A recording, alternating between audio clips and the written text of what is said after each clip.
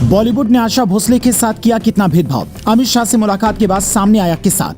90 की उम्र में आज भी सुबह उठकर करती हैं रियाज। नए सिंगर को सीखनी चाहिए आशा ताई से, ये 3 बड़ी बातें। करोड़ों मिलते ही दौड़ जाती हैं विदेशी स्टार, पर इन्होंने खाई थी कसम, देश के लिए तैयार, शादी में नहीं जाऊंगी। कहते कि सम्मान मांगने से नहीं मिलता बल्कि कमाया जाता है, और यही सम्मान अपनी दीदी लता मंगेशकर की तरह आशा भोसले ने अपने जीवन में कमाया। तभी तो गृह मंत्री अमित शाह जब उनसे मिलने पहुंचे तो नेताओं की तरह सिर्फ हाथ नहीं जोड़ा बल्कि आशा ताई का आशीर्वाद भी लिया। जिसके बाद कई लोग ये कहने लगे कि क्या 90 की उम्र में आशा भोसले सियासत में आना चाहती हैं, या फिर अपनी जिंदगी के उन दिनों का दर्द बता रही थी जब बॉलीवुड में भेदभाव झेला। तो ये बताएं, उससे पहले उनकी जादुई आवाज में ये गाना सुन लीजिए।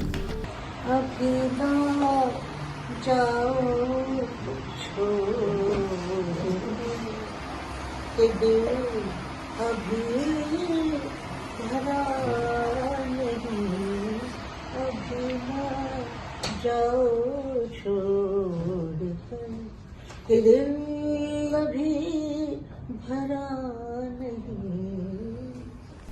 इस सुरीली आवाज के पीछे कितने दर्द छिपे हैं, ये बात बहुत कम लोगों को पता है। शायद आप ये जानकर हैरान हो जाएं कि आशा भोसले की वजह से लता मंगेशकर को भी टीचर ने स्कूल से निकाल दिया था। दोनों बहनों में इतना प्यार था कि परिवार की माली हालत ठीक नहीं होने की वजह से एक ही फीस पर लता दीदी अपनी बहन को भी ले जाना चाहती थी, पर एक दिन टीचर ने देख लिया और स्कूल से निकाल दिया। फिर इन्होंने स्कूल की ओर मुड़कर नहीं देखा, लेकिन गाने की दुनिया में ऐसा नाम कमाया कि हर सितारे सलाम करते हैं। और कहा जाता है कि आशा भोसले पर लता मंगेशकर की बहन होने का ऐसा दबाव था कि लोग चाहते थे ये उन्हीं की तरह गाएं, पर इन्होंने अलग स्टाइल अपनाकर पहचान बनाई। नतीजा ये हुआ कि कई बार इन्हें बड़े बड़े स्टार्स की डांट भी खानी पड़ी। 1-2 बार तो फीस भी नहीं मिली। खान, तिकली और कपूर परिवार के अलावा बॉलीवुड में जो जाता है वो कैसा संघर्ष करता है ये तो आप जानते ही होंगे। लता दीदी चूंकि पहले से ही अपनी पहचान बना चुकी थी, इसीलिए इन्हें कम दिक्कतें हुई, पर आज भी उन बातों को याद करके कहती हैं, मैं फिल्मी लाइन की आखिरी मुगल हूँ, हर किसी के बारे में जानती हूँ कि किसकी लाइफ कैसी रही है। इनके बारे में बोलने बैठूंगी तो 3 से 4 दिन निकल जाएंगे।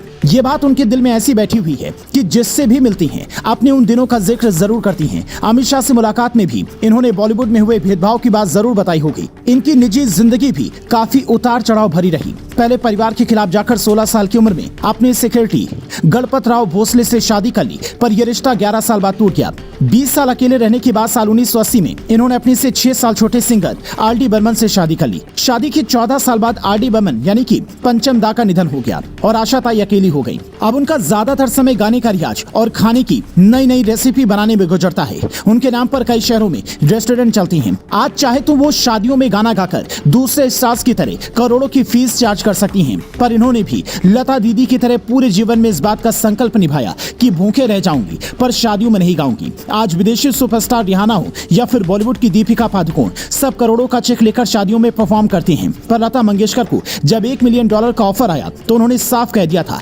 $5 मिलियन भी दोगे तब भी नहीं आऊंगी। मेरा जीवन राष्ट्र को समर्पित है, राष्ट्र के लिए गाऊंगी, शादियों में नहीं गाऊंगी। बड़ी बात यह है कि आशा ताई नाना पाटेकर की तरह ही सियासत में नहीं आना चाहती हैं। वो कहती कि मेरी जुबान पर जो है मैं वही बोल दूंगी तो दिक्कत हो जाएगी। राजनीति हम लोगों के लिए नहीं है, पर पूरा जीवन इन दोनों बहनों ने राष्ट्र के नाम ही समर्पित कर दिया। यही वजह कि मुंबई बीजेपी अध्यक्ष आशीष सिलार ने जब अमित शाह को यह बताया कि मैं आशा ताई की फोटो बायोग्राफी निकाल रहा हूं, तो अमित शाह खुद उसे लॉन्च करने पहुंच गए। मोदी शाह का यही अंदाज सुपरस्टार हो या फिर आम आदमी, हर किसी को पसंद आता है। आप ये जानकर शायद हैरान रह जाएं कि 90 की उम्र में आज भी आशा ताई सुबह उठकर रियाज करती हैं। कहीं परफॉर्म करना हो तो 5-5 बार एक ही गाने की प्रैक्टिस करती हैं। जो युवा सिंगिंग की दुनिया में अपना करियर बनाना चाहते हैं, उन्हें आशा ताई के सिर्फ 3 ही मूल मंत्र हैं।